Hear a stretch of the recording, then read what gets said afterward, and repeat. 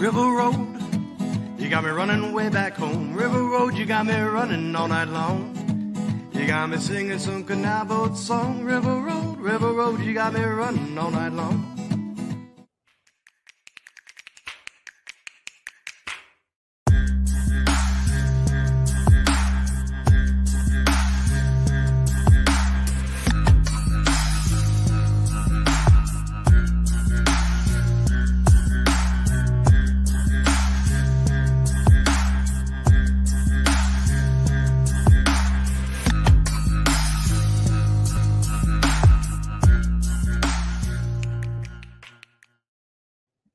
All right, hello everybody, and welcome to another episode of Niner Nuts.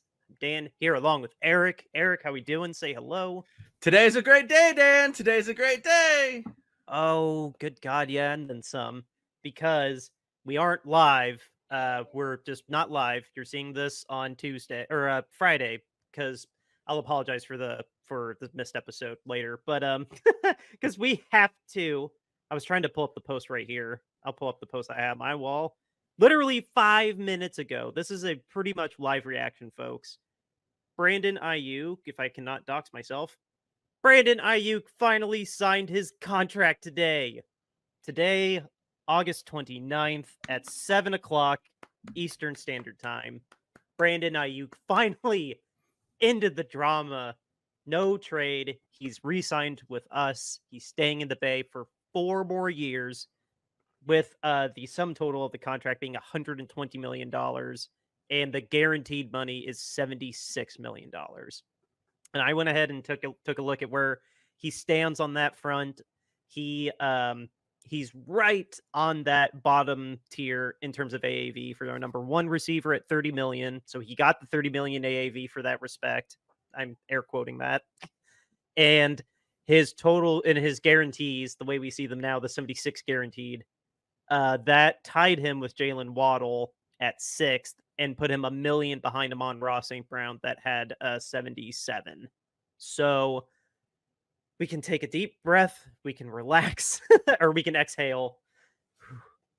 It being a work night, I'm not going to drink, but this is definitely a drink-worthy night, diehard Niners fans. The drama is finally over. He signed sooner than Nick Bosa did, so yeah, take that for what it's worth. But 30 million AAV and 76 guaranteed. We will dedicate more of an episode next week to the full breakdown with Spot Track or Over the Cap. When one of them has the full year-to-year breakdown, we'll see the void years, we'll see signing bonus versus option bonus, all that good nerdy stuff. We'll save the nerdy numbers for next week. But oh my God, Eric, it's finally over. Yeah. I mean, we're finally here. I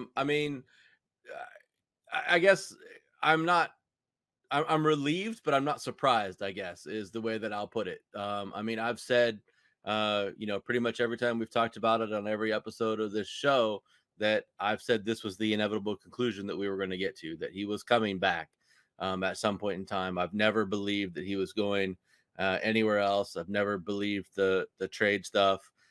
It just didn't make sense. All this late trade stuff and with Cleveland and Pittsburgh and New England, like I just didn't buy it. I mean, the Cleveland one had like at least a little bit of steam and made sense because they were sending Cooper back. And so like, at least that one like was credible.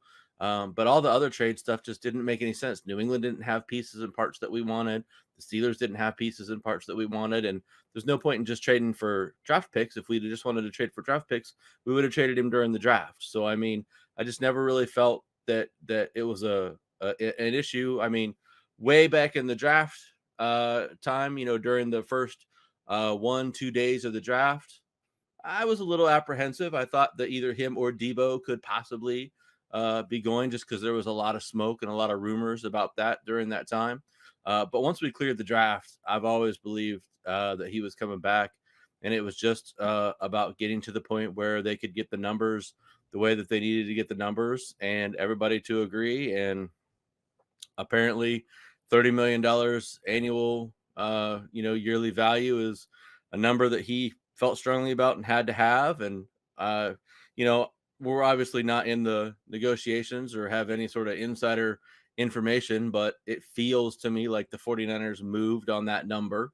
It certainly doesn't feel like the 49ers started anywhere near 30 AAV. So it feels like over the last 2 months, as we've seen all these other receivers just continue to sign contracts and push the scale up, up, up, up. I mean, it kind of bit them in the ass without, anything else.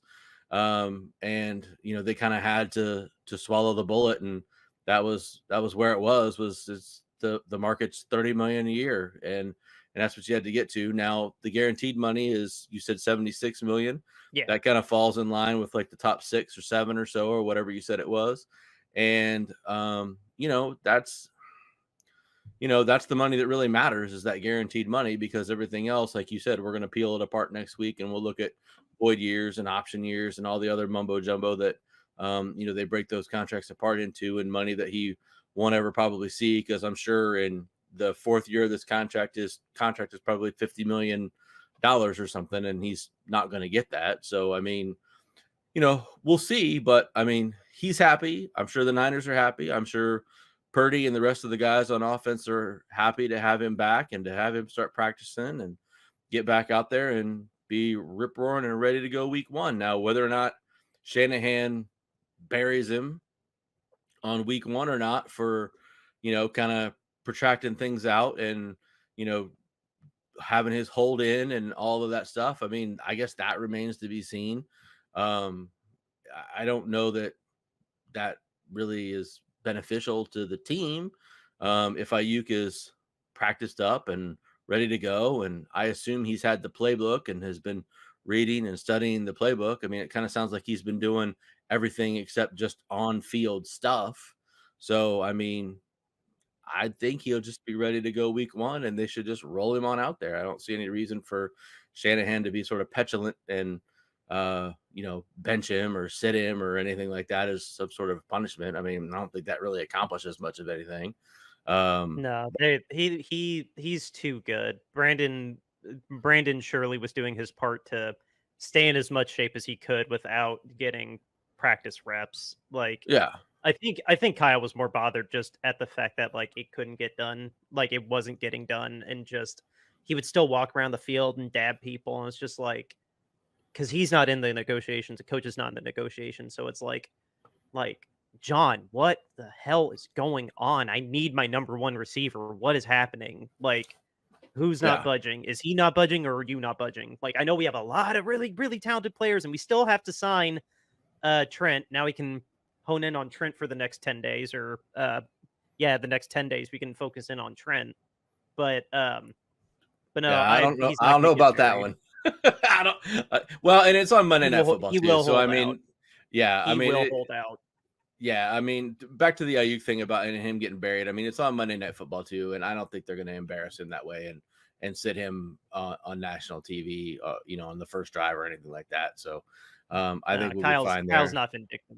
Kyle's not vindictive like that. I'm sure he's thrilled. I'm sure he's going to push him though. Like, oh yeah, he's definitely going to push him to get into game shape, because he is the number 1. Like, Debo's Debo, but he's he's the X number 1. Yeah. Yeah. But yeah, now we gotta sorry, finish your thought. I was just saying, now we gotta shift our focus to Trent and getting Trent back in here in the fold and lined up and rip roaring and ready to go for week 1. So I mean, the Jets, we'll break that down next week as well too, I'm sure, in some sort of a preview. But the Jets have always been very good defensively for the last 2-3 years since Saleh went over there. And not having our top left tackle, the number 7 or 8th, best player in the NFL according to NFL 100. I don't want to start the season off that way, but Trent is a definite candidate to just not show up until he gets his money. Yeah, no, 100%. I do want to piggyback on, well, not piggyback. I'm glad you were just like, okay, he's not going anywhere. We keep calling his bluff. Like, he's not going. I was very worried. I was very, very worried. I really thought that Brandon was going to go out the door. Like, I wouldn't say gullible, but I am I can be persuaded somewhat, like, and when there's so much noise, like, and then it gets me thinking, and then the more I think, it's not the much I believe, it's the, like, I just, catastrophizing from therapy. Like, Jesus Christ, he's gonna go to Pittsburgh. Oh my God, he's gonna go to Cleveland now. New England offered him $32 million. He's definitely going to New England. But then, no, the way it shook out, he wanted to stay with a good team, but get paid at the same time.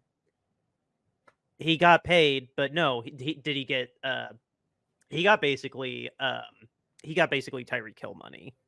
Did he get Jefferson money or did he get CeeDee Lamb money? No. Which, by the way, guys, while we were missing last week, or while we were missing Tuesday's episode, CD got paid too finally. He didn't get any of that money, but he still got $30 million a year. He's got, if 75 million, like, how close can we get to 100? We can get 3/4 of the way there and a penny over. Word, good enough. Like, Yeah. it's obnoxious that it took this long, but damn it finally got done. So I'm glad that you weren't as worried as I was. No. I mean, once they, everything was like dead and was just kind of noise for a little while. And then once the 49ers announced that they opened up trade discussions and that Ayuk could go and seek a trade, the internet and everybody in the TV shows all took off with that. They're like, oh my goodness, he's definitely leaving now. They've opened up the window to seek a trade. And it just, I was like, it's post draft. I'm like, unless we're going to get somebody back, there's not a trade to be made. And then as soon as we heard that, New England was offering him $32 million a year, and he basically told them, sorry, too bad, so sad, I don't want to play for your sorry franchise. I was like, okay, well, now we're just playing a game, because if it was just about money, then he would have said, boom, that's where I want to go. Send me to New England, make it happen. But it clearly wasn't it wasn't all about money, because he turned that offer down. And then we had the Cleveland offer, where it seemed like the players and the picks and everything, I mean, they pretty much confirmed in the media that it was a done deal between the Niners and the Browns, but that Ayuk wouldn't agree on the money or didn't want to go to Cleveland, one of the two. And so again, it was like, well, okay, like, if you're, again, like, here's the door is wide open for you and you're not stepping through. So where do you really want to be? And then this Pittsburgh thing has been languishing for, weeks on end. And it's like, if you really wanted to do that, you'd have just done it. Instead, you've just been kind of like hanging it out there. Like, well, if you guys really don't want me, I mean, these guys do. I mean, these guys really want me. I mean, I'll go there. I really will if you guys don't want me. And it's just like, that's not what you want, dude. You want to stay here. You want to play for us. You want to play for a franchise that's going to have a real shot at winning the Super Bowl, that's going to have a real shot at being successful for multiple years on out from here. And I understand that you want paid, so get to the happy medium that gets you there. And they did. And so now he's back. We've got him for his 5th-year option this year, 4 more years after that. Everything is, rosy in 49er land, except for big old Trent. And, they've got to get that worked out. But, now we've got Ayuk locked in for a number of years. He's going to be, sitting there hand in hand, arm in arm with Purdy for the next 4 or 5 years as we move forward, here into 2025 and onward. And we've got a really good core to build around. And that's, I think, what's most important. Dude, I couldn't agree more. Like, if we look beyond, like we're gonna lose some pieces probably next year, and then, like, let's say, like, beyond 26, like, if 26 is the start of the new, because we don't know if Fred will still be with us in 26. We don't know if George will still be with us in 26. Like, who's going to be with us from 26 and beyond? We know for sure it's going to be Purdy, it's going to be Bosa, it's going to be Christian, and it's going to be Brandon. Yeah. Like, we know these 4 guys are going to be, however we end up fluctuating after this. This could be like the last ride of, like, the team from last year. Mm-hmm. I mean, in terms of the superstars, like, can we run it back and actually win this thing? Like, this is it for these guys. Like, the team is going to go through some drastic changes that we talked about before. But yeah, let's again. Yeah, I mean, exhale.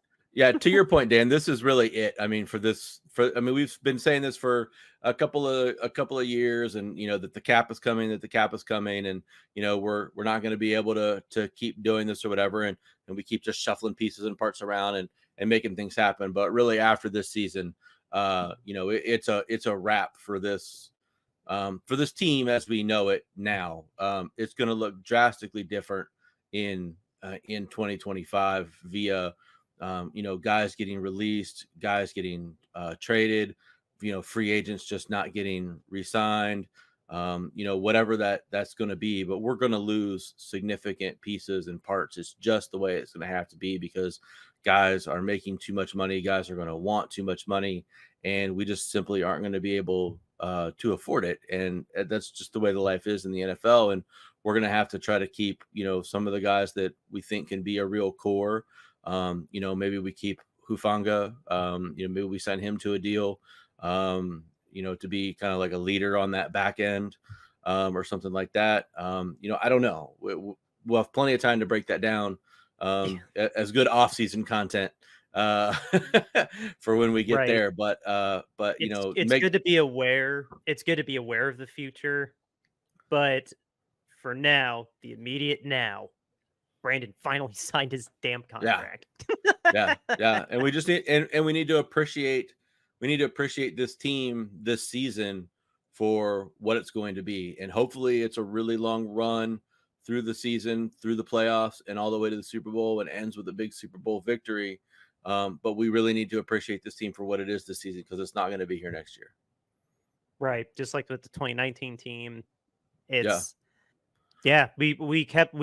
John has found a way, in dramatic fashion, of course, but found a way to have very little turnover for people that leave a true impact. No offense to the other guys, like everybody plays a part, of course, but for people that are superstars, for lack of a better word, like he finds a way to get it done, albeit as dramatic as possible. But God. Well, thinking of this season, now that we got Brandon locked in and we look poised to run it back in the NFC West, we wanted to have a little bit of fun and bring back the parlays, bring back the betting. Now that we're 10 days away from the season, I have DraftKings up here, and I'm going to try to put this in another window so I can still see you. There we go. I can still see you in the little corner there.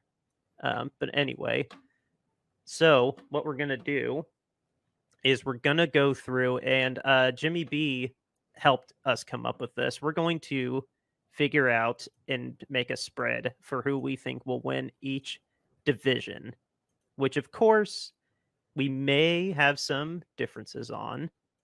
If I can find, it was under futures, wasn't it? Oh, probably. Division winners. Here we go. Division winners. There we go. All right. So, do you have all of your teams for the NFC up? Or yes, I do. Which conference do you want to do? I don't. We can just go. We can just go in DraftKings order for all I care. That works for me too. Well, of course, this one that we're going to be starting with, the AFC North. I told you off mic, I'm thrilled that this is the division that's in Hard Knocks, the in-season Hard Knocks. The first time they're covering an entire division. This one was a big headache for me because I really wasn't sure who to pick. I knew I wasn't going to pick Pittsburgh, though. I knew I wasn't going to pick Cleveland.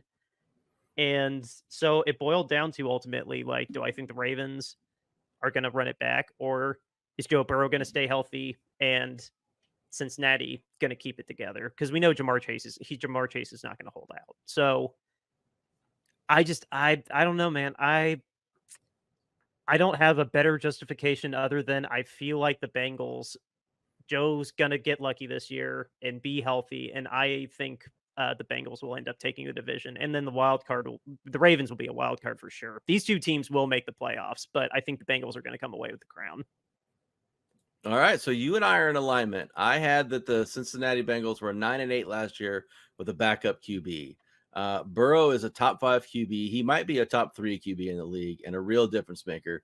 He can give them or 4. Yeah. He can give them 3 or 4 more wins easily and put them over the top. I think Baltimore takes a step back. I mean, they had 13 wins last year. They had an amazing defense last year, which they lost their defensive coordinator. So I don't necessarily think they're going to have that same defensive aptitude this year. I believe they lost Patrick Queen and a couple pieces too. Yeah, and I believe they got a new offensive coordinator as well, and they're probably going to have a different offensive scheme with Derrick Henry. And I know everybody feels like the Derrick Henry, Lamar Jackson thing is going to just revolutionize the running game in Baltimore, but I don't know that I buy into that. So I have them taking a little bit of a step back. I think Cleveland's going to bumble around 500, and the Steelers are just going to be what they are. So I'm in alignment with you. Cincinnati's going to win the division. Baltimore's going to be right there with them. Yeah, it's gonna be neck and neck. I'm not super confident in this pick because we've seen Joe Burrow has a little bit of glass in his DNA, but barring that, so long as Joe Burrow can stay healthy, he will win the division. All right, now let me look up what James said was his division winner for that. Oh yeah, you get He had the Ravens. So how do we handle that? Is he outvoted simply? Yeah, 2-1. Okay. I mean, he's not here on mic. Yeah. All right. Executive decision, outvoted. All right. I wish he was here to defend picking the Rams. I think it's our division to lose, and I think we're still going to come out on top of it. So I am in alignment with James, actually. Really? Yeah. Oh, so I've been outvoted. Okay. Yeah. I think Okay. we're just going to really be unlucky this year. I think this is going to end up being a year more like 2020 than it is 2023. Unfortunately, I really think that there's something to be. I know James has talked a lot about, that you don't get back to the Super Bowl with a rookie quarterback that's, got there for the first time. And, it's really hard to just repeat and get back to the Super Bowl. And I think that the 49ers are going to have a lot of things stacked against them this season. I think we got really, really lucky last year with basically having very few injuries to, any of our real key components. And I think this year, I think it's just going to be a lot harder. I'm not going to say that we're not going to be in the mix. I'm not going to say that we're not going to be competitive. I'm not going to say that we're not going to be in the playoffs. But I could see it being one of those things where the Rams finish 11-6 and the Niners finish 10-7. Okay. No, all those points are very valid. Getting back to the Super Bowl, is going to be a big, big old mountain. And yeah, there's going to be a little bit of a Super Bowl hangover and emotional drainage that comes with coming into the season. I feel like Kyle is really good at managing that. The schedule will be hard though. This division is going to be a little bit harder than last year. The Rams were a hard team last year. We got very lucky beating them early last year. The Seahawks should be better. Knock on wood, they should be better. And then the Cardinals, they were competitive. They were a bad team, but none of their games were boring. So the Seahawks, I think, have kind of capped out as to what they are. I think the league has kind of figured out Geno Smith, and I think that his ceiling is just kind of what it is. It's about an average quarterback, and I don't think that he really scares anybody. I don't think he's going to go out and win you games either. So I think that the league is solid on him. As far as the Cardinals are concerned, every November a new Call of Duty comes out. Their season is over. Yeah, I do really like their coach. But no, the Cardinals are just kind of they're more or less going to spin their wheels this year. The Seahawks, I could see the Seahawks taking a step back this year too. I watched like 2 Cardinals games last year because just it was the way that TV shook out. They were dreadful to watch on offense. I mean, just dreadful. I don't know who their offensive coordinator was. I don't know what they thought they were doing in terms of calling plays and who thought that it was a good idea, but like their offense was just atrocious. Yeah, the team puttered out by the second half of every game, but anyway, interesting. I will not waver in my belief that we will still win the division, but for the sake of this exercise, the Rams are a good team. I will never argue that. I am terrified every time. You're coming into year 2. James is coming into year 3 with me. He would tell you every single year, both times we play the Rams, I hate playing the Rams. They scare me. I never assume it's going to be easy. I hate the Rams as well. I mean, I have a whole 80s decade of hating the Rams, so I get it. I just never. I don't care what the bet line is. I don't care though we beaten them 9 times. I don't care. Like it's the Rams. They if we sleep on them, they'll beat us. Yeah. So, NFC East, we know James thinks the Eagles.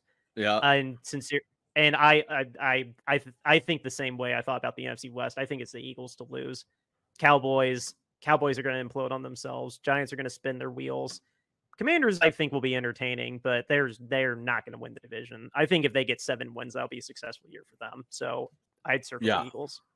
Yeah, so I'm basing this pick solely off the fact that no one ever seems to repeat as champ of the NFC East.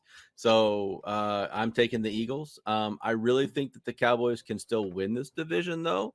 So it wouldn't surprise me if the Cowboys end up winning it. But nobody ever, like in the last however many seasons, nobody ever repeats as champion of the NFC East. It's a weird thing. Yeah, that is really that is really, really weird. Yeah. I mean, it's going to be competitive between those two teams. The Giants have trash at quarterback, so they're not going to win anything. And the Commanders have a rookie, and he's just got very little talent around him, so they're not going to do anything either. So it's just those two teams, and it's for them to battle it out and see who's going to win. Yeah, and really, it could be Dallas has the talent though, but they have this intangible ineptitude that they trip on their own ding dong whenever they get a chance to. So it's called Mike McCarthy. Yeah, no, and Jerry. Oh my God. So Eagles, easy pick there. Yeah. This is a really interesting one. Not to get so stuck on this one, but this one I had a lot of trouble with too. And well, first tell us where James landed. Remind me where James landed. Okay. Did he say the Falcons? James had Atlanta, yes. Okay. Well, I am going against him because this division is still kind of a toss-up, but it's not a complete dumpster fire like it was before. The Panthers are still going to be the last one. They'll be better, but they'll be last still. The Saints are a mess. I don't understand how the Saints they don't really get worse, but they don't get better. So they're just kind of stuck in this sub-average limbo. They're not Carolina dumpster fire, but they're still bad.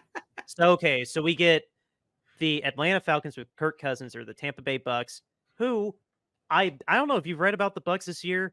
They, outside of losing one of their linebackers, I don't want to say the incorrect one, but outside of losing their linebackers, they've kept the roster pretty damn intact for the last 2 years.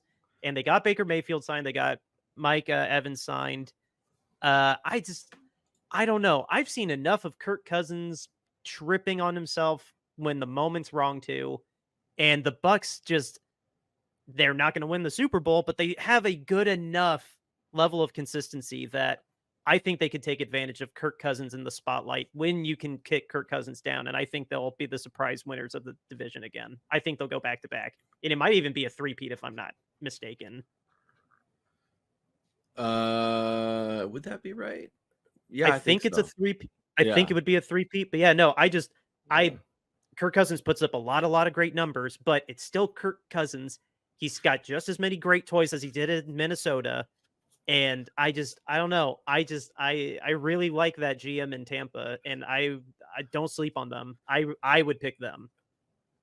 Oh, that's fair. So I went with the Falcons as well. So my rationale behind that is that they went 7-10 last year with absolutely trash at the quarterback position. Cousins, love him or hate him, is really a top 12 quarterback in the NFL.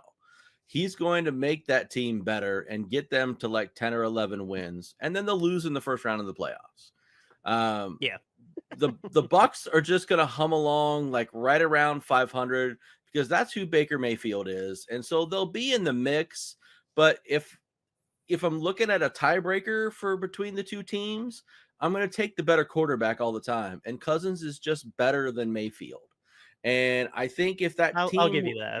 If that team was able to go 7-10 last year with Tyler Heineke and did they have Desmond Ritter still last year? Desmond Ritter and Marcus Mariota, and it was just a pile of poo at quarterback last year, and they still managed to win 7 games. You can't tell me that they're not going to get to 10, 11, maybe even 12 wins with Kirk Cousins. And I mean, those Minnesota teams, you said, he had talent around him in Minnesota, and he'll have similar talent around him in Atlanta. And it was never a problem for those teams in Minnesota to be successful during the regular season. Kirk Cousins is notorious for being great when, like you say, the spotlight's not on him. So I just think that the Falcons are going to be able to, get up there and get to that win total that's going to not be something that those other teams can achieve. The Saints have no chance. They have poor coaching. Dennis Allen has no idea what he's doing, so they're not going to get anywhere. And then Bryce Young is going to continue to be very bad on a very untalented Panthers team that probably won't even win 4 games. Ooh, which I should look up what the under for the Panthers is. Okay, and we're back, and my microphone is back to this one. I don't know what the hell happened there, but Yeah, you're better now. Thank you. I'm gonna write that down so I don't lose that timestamp for editing. Anyway, so I'm onward. looking up the Panthers win totals just while we're. Oh, you still are. Yeah, I'm curious. Oh, the Panthers win total is 5.5. There's no way they're winning 5.5 games. No shot. I would take that. I would take that under 2. Yes, no shot. Anyway, we're rolling this along. I know James said the Dolphins on the AFC East. I didn't realize this was going to be going on the money line for me when I made my selection. I don't have a whole thing about this other than just the world we live in. I think the football gods just are going to piss me off and elevate Aaron Rodgers to the division title.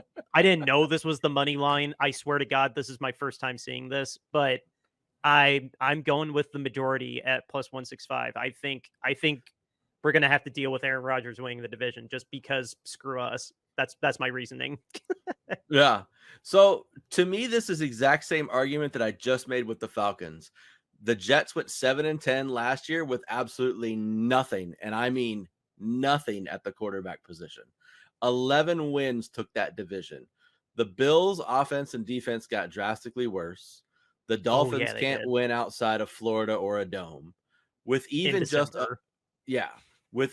above average quarterback play and the same level of defense that they've shown for the last 3 years, the Jets can easily win that division. They don't even have to get vintage Aaron Rodgers. They just need to get like pretty decent Aaron Rodgers. And as long as they have that same level of defense that they've been playing over the last 3 years, they will easily, hands down, win that division.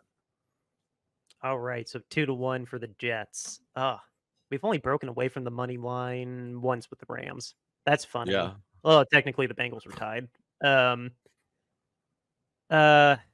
mean, do we want academic? Do we want to entertain? All 3 of us picked the Chiefs, just to put it out there. Do we want to entertain the possibility of any of these, or is it just so far gone? Like it's not even worth the exercise. Like there's no chance. I mean, the Chargers basically gutted their team. They're in a complete even with Jim, Yeah, they're in a complete rebuild. I mean, they lost Eckler. They lost their 2 starting wide receivers. They lost another couple of players on defense. All they have is Herbert, and he's in year 6, if I'm not mistaken. And he's 6, I think, yeah. And he's a career 500 quarterback. He has yet to elevate as good as he's supposed to be and as awesome as he's supposed to be. He has yet to elevate the team above a 500 record. And you mean to tell me that now that they've let all those stars go, he's going to elevate the bunch of yahoos that he's got left? That's not going to happen. The Raiders got the mustache at quarterback. He's fun to root for. He's a cool guy. He seems like he'd be sweet to hang out with on the weekend and drink beers with, but he's not leading your team to the Super Bowl. He's shown that he's a replacement level quarterback and that he kind of runs his course after about 5-6 games. And, defenses get out there and scheme for him and put him in situations that make him uncomfortable. And the Broncos have no talent around them either. So, I mean, they're not winning anything. So the Chiefs are going to have this division wrapped up by week 13. Yeah. Oh, for sure. If you want to talk a Jimmy B long shot, if you want to bet that the Chiefs are going to have an utter collapse, The next best team in this division is the Raiders, and at plus 1,000, that's not a bad payday if you want to take a gamble that Patrick Mahomes is going to crap the bed or tear his ACL or something terrible is going to happen to the Chiefs. If you got $5 to spare, turn that into 50. Well, I mean, if you're betting on anybody else to win that division, you're betting that Patrick Mahomes is out for an extended period of time with some sort of injury. There's no other way that happens. There's just no other way. Exactly. I'm just in lieu of Jimmy not being here. I would Yeah. the Raiders at plus 1,000. I would throw $5 on that just for poo and giggles. So because it should not be the Chargers. Get the F out of here. The Chargers, I would pick the Raiders over the Chargers for second place. Get out of here. Yeah. That is not I would happening. also pick the The Raiders defense is not bad. Yeah, I would also pick the Raiders over the Chargers. Yeah, no, 100%. Like I love Jim Harbaugh, but no, the Raiders will be second. Yeah, I mean, Harbaugh's first season with that team, he's not gonna make that big of a difference. They'll probably have 6 wins. I should look at their under over too. As we go through this, I'm always like, oh, these are bets that I should have been making a long time ago. Why didn't I do this already? Well, on to the. Well, feel free to interrupt me because I do want to know what their over under is. But obviously, guys, we got 2 more left: the NFC North and the AFC South. 2 divisions that are very near to my heart on a personal level. My dad was a massive Bears fan, and I live here with the Colts in Indianapolis. Literally, I'm in Indy. But so the NFC North, my God, the NFC North is just as confounding to me as the AFC North. Did you see their over? The Chargers win total is 9.5. Under. Bet that now. Going under. They are not getting 9 wins. No way. No.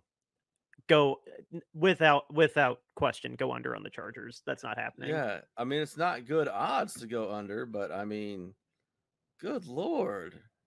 No. They're gonna get 8 or less wins. No. Anyway, the NFC North. I was just as confused looking at this one as I was with the AFC North. It's gonna come down to the Packers and the Lions, as is the betting line. We can just laugh off the Vikings. The Bears, I think the Bears are going to be fun to watch, but no, I'm not going to try to contend that they're going to win the division. I will still watch the Bears, but no, they're not going to win the division. You've been watching Hard Knocks, right? I have. I did just during my lunch break today. I watched the 4th episode. Yeah, 4th episode. So I got 1 more left next week with episode 5. How has Hard Knocks been with the Bears? Do they just look amazing and like they're going to take the NFL by storm like everybody's been slurping them up for the last 3 months of the year? It's been entertaining. It's been fun to get to know them on a more personal level. It's been entertaining. Is Caleb Williams terrible like I think he's going to be? He's cool. I like Caleb. I really like Caleb. He'll do well. Not MVP, probably offensive rookie of the year, but did I lose my? I hope it didn't kick me out. Sorry, but no, I like Caleb. I think Caleb's cool. But is he going to be any good? I think so. I think there's. Right. I mean, obviously, it's a rookie. He's going to have some bad games, but I think he does have tremendous upside from what I've seen. All right. As long as his offensive line can keep him upright against top tier defensive lines, but the jury's out on the offensive line. I didn't forget how bad they were last year, but he's athletic enough that he can escape some of the sacks. So anyway, this boils down to the Lions and the Packers. What did I write down? Because I'm not even confident in this one. I just went with the money line. This could easily go to the Green Bay Packers. I've been saying, and I will continue to say throughout this season, the Packers can win this division. The Packers can make noise as a wild card like they did last year. They did not get worse. They got a confident and paid Jordan Love. I don't know. The Lions don't sleep on the Packers, but for the purposes of this, I would pick the Lions. But don't sleep on Green Bay. So I also picked the Lions. I said I think that they're going to come back strong. They're an ascending team. They've got lots of talent on both sides of the ball. The Packers could be very good too. I agree with you there, but I'm actually not sold on Love.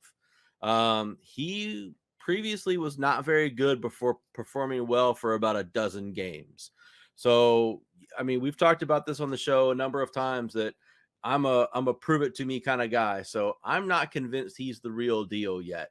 I'm very cautious that he was just a lucky flash in the pan and that when he plays this season, it's all going to fall apart. But we'll see. I could be wrong. You know my feelings on the Bears. They're going to be trash. I don't think Williams is any good, and their coaches are terrible. And then unless Darnold finally fulfills Jimmy B's dream of comeback player of the year, the Vikings are going absolutely nowhere. Well, it won't even be because of Sam, I don't think. I don't know if that defense is going to be any good without Danielle Hunter, and Harrison is just getting older, and I don't know. The Vikings are a hot mess. No offense to my uncle if he's listening to this episode. I don't think the Vikings are going to be any good this year. But yeah, no, we're in agreement about the Lions. But Yeah. I don't know. I don't know. I get that you want to see more like in terms of like a consistency kind of thing with Jordan, but dude almost beat us at home, which for him was on the road, and then he killed Dallas. You were competitive in 1-for-1 in your 2 playoff games. I mean, I would have been like Green Bay and like, yo, let's get this guy signed. He was on a playoff stage and won. Like, I understand where you were coming from though. I get it. I mean, I see the dynamic and I do understand. And I mean, the market is what the market is, and give him credit. See, I mean, like that's the other thing that gets me too was, you know, he was playing for a contract too. And there's been way too many instances over my many years of football of guys who happen to be in their contract year, and all of a sudden they play really, really, really, really good in a contract year. And then when they're not in their contract year, all of a sudden everything sort of crashes back down, you know, and levels out to where you're like, well, that's funny. In your contract year, you threw for 30 touchdowns and 5 interceptions, and now that you've gotten paid, all of a sudden you're throwing for 20 touchdowns and 13 interceptions. I don't understand what we're paying you for. So I'm just a little leery of that. It's not my money as far as I'm concerned. The Packers franchise can blow up and go to hell, but you know, whatever. But you know, that's my belief on that. And I just think the Lions, I like I just blanked on his name, their coach. Campbell. Yeah, Dan Campbell. I like him as a coach. I'm a big believer that a good coach in the NFL can actually really make a difference. And you know, I think he's a real difference maker for them on that team. And I think they have good pieces and parts on offense and defense. So yeah, I love Campbell too. I like a coach that he walks that line beautifully between like being a hard ass general, but then also being like a man that's actually in touch with his feelings. Like, it's kind of beautiful, honestly. I do genuinely like it. I feel like he would be a great guy to have a beer with, even if it ends with 6 beers in and we're sitting on the stoop in front of the bar crying. yeah. That's definitely how that night would end. Like, I just love you so much, guys. Yeah. All right, let's get to this last one. We're getting short on time. The AFC South, like I was saying, I live in Indianapolis, so I'm trying to, as objectively as possible, look at this. And right off the bat, seeing this money line for the first time, Titans are in they're last. I don't know. I'm not gonna say if they're gonna be good or bad. I'm gonna guess they're gonna be bad though. But why are the Colts behind the Jaguars?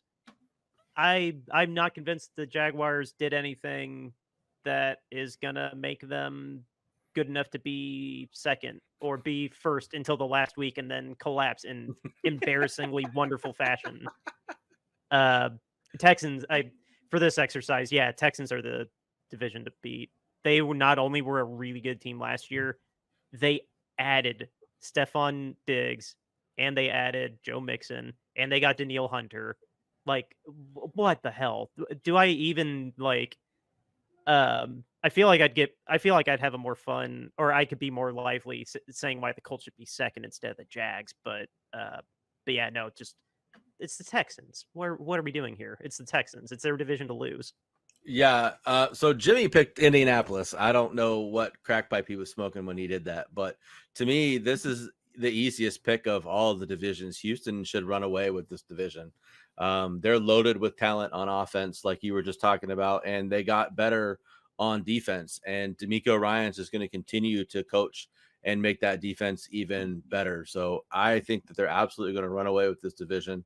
I think Jacksonville is going to implode this season. Actually, I don't have a lot of faith in that organization. I think that the way that they sort of spiraled towards the end of the season and the way they sort of just yacked away their playoff chances in the last game of the season, I really think that's going to carry over. And I think that's going to have a real lingering effect on them this season.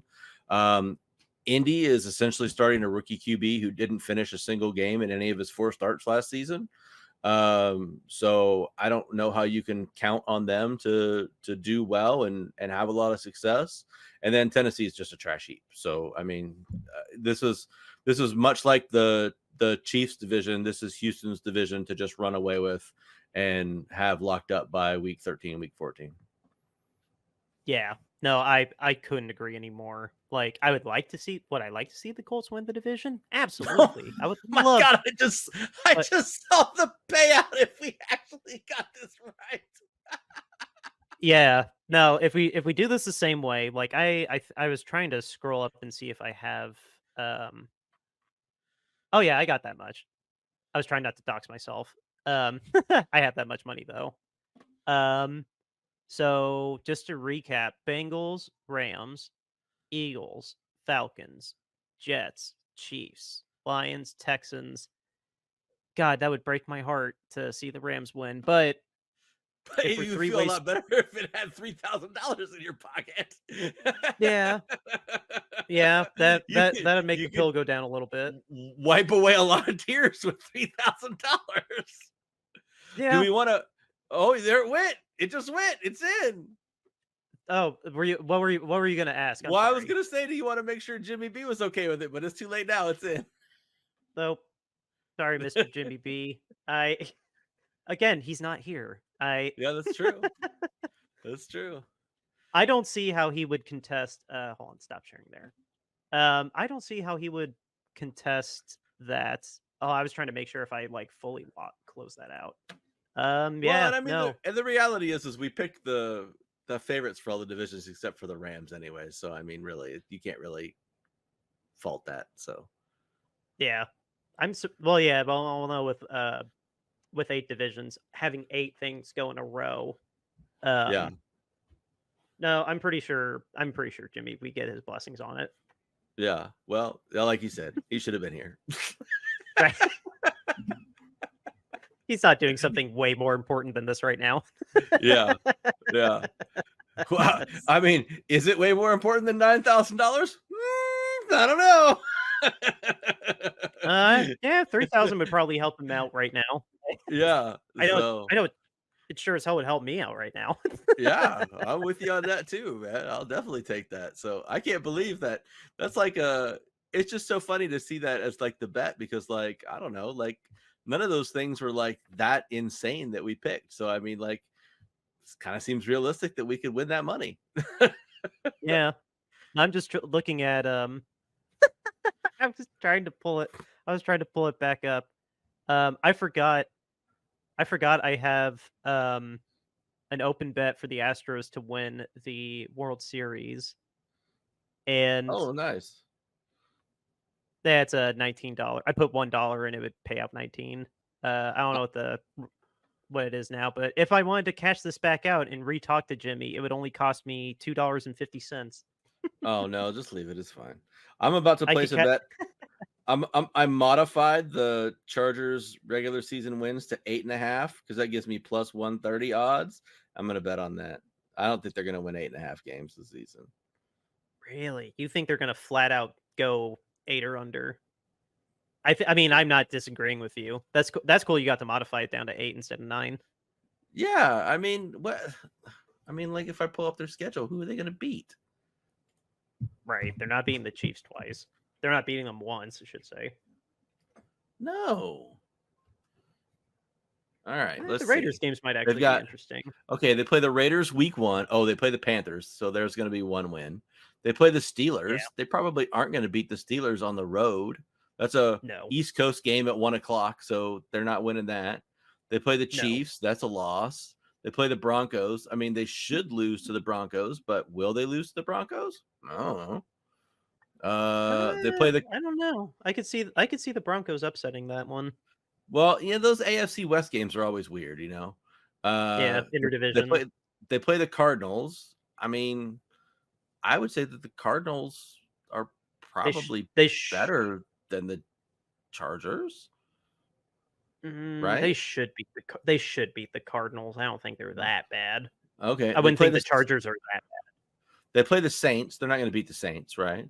No, Saints will beat them. They play the Saints Browns. are bad, but not that bad. They're not going to beat the Browns. No, Browns will kill them.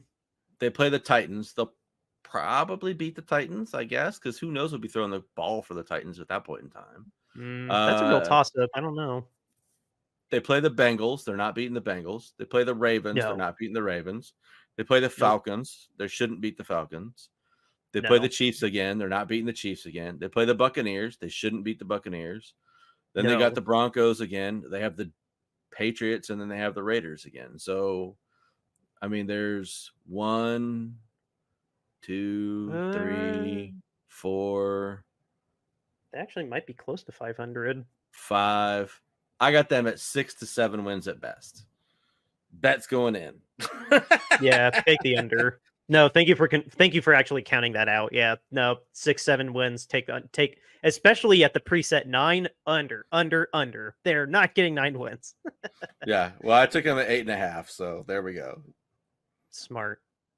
I think with that, this has been a fun episode to brush off the old DraftKings book, get that sports book back open, and of course, guys, please double check if your state or area has legal gambling. The odds that we were just looking at are subject to change, and just gamble responsibly. But so with that, we need to talk about our sponsors. I was about to do the wrong thing. Our sponsor. Here we go. Our sponsor is Royal Retros. What is Royal Retros? It is your go-to place to get yourself an authentic throwback jersey. Whether you're a football fan like us or one of the other major sports, basketball, baseball, soccer, they got you covered. And while it's still up there, go check out the Candlestick collection. It's curated with the Bay Area in mind. And when you find something that you like, use the promo code Shady Sports and get 10% off of your entire order. Again, that's promo code Shady Sports when you check out at royalretros.com. Go get yourself an authentic throwback jersey today. So, our charity, now what I want to talk about. We were inspired at first by Dan Snyder over a year ago, and now it has transcended into David Tepper, Jed York, Jim Irsay. Lots of owners have been getting away with things that have just resulted in a slap on the wrist. The Texans minority owner too really just got a slap on the wrist for what he was accused of doing. So James and I and Eric, we are standing behind this hashtag that we created last year: owner standards over player standards. Hashtag owner accountability. We want to make that trending. We've been doing it at the end of every episode for the last year or so, because we think owners need to be held not only to the same but a higher standard than the players. And to put the money where our mouth is, we have been selling these shirts, and we will continue to sell these shirts. And all the money for these shirts I'm about to show you is going to Mountain Comprehensive Care out in Kentucky. It's a wonderful organization for abuse survivors. So the first shirt. Ooh, excuse me, had to cough there. This is just our logo. Owner standards over player standards. Hashtag owner accountability. It's got the most variety of colors, the most variety of styles, long sleeve, short sleeve, crew neck. Pricing starting at $22.99. And again, all the proceeds from these shirts will go to Mountain Comprehensive Care Center. The next one is our cover art. If you're listening to us on any of the wonderful podcasting platforms, this is our cover art. Again, pricing starting at $22.99. The next one is our alternate logo. This is nice, beautiful red. It's got the goalposts and the peanuts on it. James loves to wear this shirt out and about. Same pricing structure as the other shirts. And then our last one is our mascot of a peanut eating a bowl of peanuts with his Niners hat on, now patiently waiting out for, well, if he's just excited for the football season to start, it's not that far until kickoff on that Thursday night with the Chiefs and the Ravens, but he still has to wait a little bit for the 9th when we play Monday Night Football against the Jets. So yeah, anyway, all of those shirts are on bonfire.com. The link to our Bonfire page is in the show notes. And one last time, all of the proceeds for these shirts are going to be going to Mountain Comprehensive Care Center. I have a link to their organization in the show notes as well. So go ahead and go online and get yourself a t-shirt and help a family in need. And now with that, I didn't care to look up any other news because I didn't really necessarily think any news was bigger today than the Brandon signing. Did you happen to see something that could come close to how big that news was? Nothing that can come close to the Ayuk signing in terms of significance to us, but just as a little word out there to parents, you have your kids out there, please, whatever you can do, encourage them to play basketball. You want your child to be a basketball star. That's where the money is. Stephen Curry signed a 1-year, $62.6 million extension today. I did see that earlier. Yeah, with the Warriors. Threatened to leave them. 1 year, $62.6 million. He is making almost $1 million a game at this point in time. Almost $1 million a game. Amazing. Insane money. You cannot make a better living than just being an NBA basketball player. Bro, you can get $20 million a year to be a bench warmer. Like, that's how stupid good the money in basketball is. Yeah, if you're like 6'10" and can like grab 5 rebounds a game, you can make $20 million a year.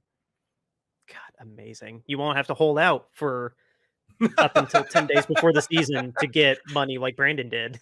Yeah, they did say, I did see in an article Nick Wagner posted on ESPN, he said that the offer that Ayuk signed today was the same one that the 49ers have had on the table since August 12th.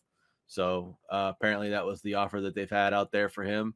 And it just took him coming around to realizing that there was nothing else going to happen and nothing else was going to change with it. And if he was going to get back on the field this season and play, that he might as well just get it signed and be done. So there you go. So 2 weeks ago, because it's been 2 weeks since the Steelers rumors, the Browns rumors, the New England rumors, when he came back to the table, this has been that offer, and he made us wait 2 weeks just to end up signing this deal. Or like that's been there for 2 weeks, almost 3 weeks, but yeah. He signed. He signed. That's all. He signed. Like, now I can buy my mom that Ayuk jersey that I wanted to get her for Christmas because that's her favorite player. So I'm gonna get her that. Oh shit! Hope she didn't watch this episode. God. Well, with that, guys, apologies for no episode on Tuesday. We had a little bit of a logistical nightmare happen very suddenly, so that's why we didn't recap the end of the preseason and the initial 53. And I say initial because literally the next day it changed because of IR transactions. But we can recap the preseason really fast if you'd want. The preseason sucked. There you go. Yeah, pretty much. But no, we're planning on having a full slate of episodes. 2 episodes next week. We'll break down Brandon's contract. We'll just get hyped up for the regular season. It's almost here, guys. Woo! So outro music is River Road by Justin Youth. We'll catch you all on Tuesday. Later on.